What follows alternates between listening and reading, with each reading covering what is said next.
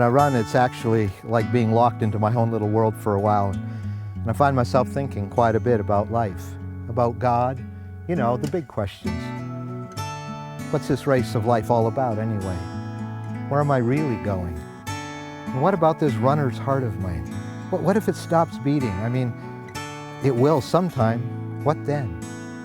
And will I have regrets? And will I be happy with the race I chose to run?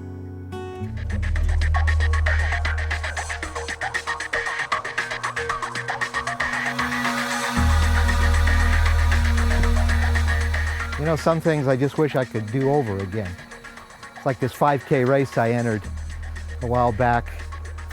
Should have been easy, but about a half mile from the finish line, I got so dehydrated and overheated, I had to quit. And I kicked myself the rest of the day, but the race was over and there were no second chances. But are there ever really any second chances in life? Surprisingly, the answer is yes. The Bible calls it salvation. Salvation is God's great second chance for every one of us. You see, all of us have stumbled and come short in the race of life in some way. The Bible calls it sin.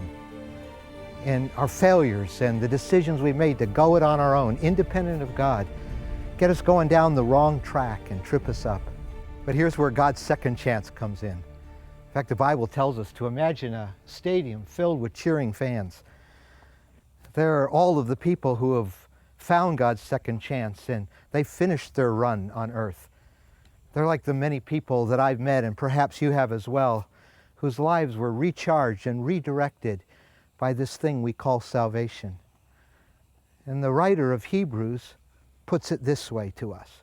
Therefore, since we're surrounded by such a great cloud of witnesses, and those are the cheering fans, let us throw off everything that hinders and the sin that so easily entangles us, and let us run with perseverance the race marked out for us. But the next verse, that's the really important one. For it says, fix your eyes on Jesus, the author and perfecter of our faith, who for the joy set before him, he endured the cross, scorning the shame, and sat down at the right hand of the throne of God. Jesus, he's the center of salvation.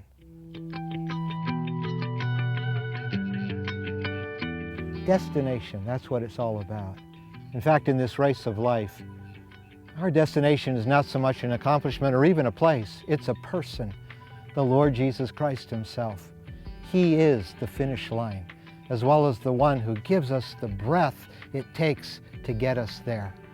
It's Jesus who ran through the wall of shame and pain at the cross in order to die in our place, and through his shed blood to wash our imperfect record clean. He's the only one who offers us the free gift of forgiveness and invites us to start all over again. You see, that's really what salvation is all about, a new you. Do you realize how hard it is to get a new you all by yourself?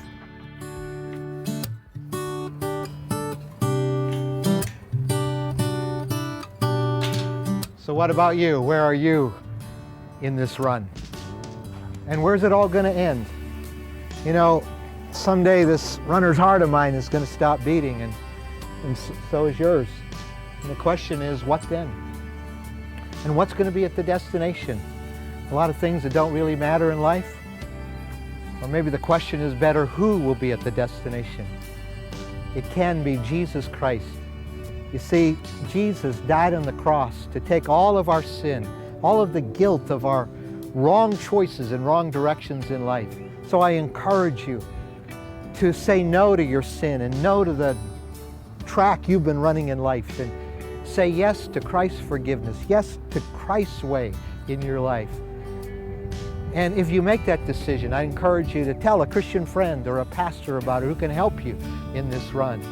And I know that if you do make that decision, you will never regret starting this run towards Christ.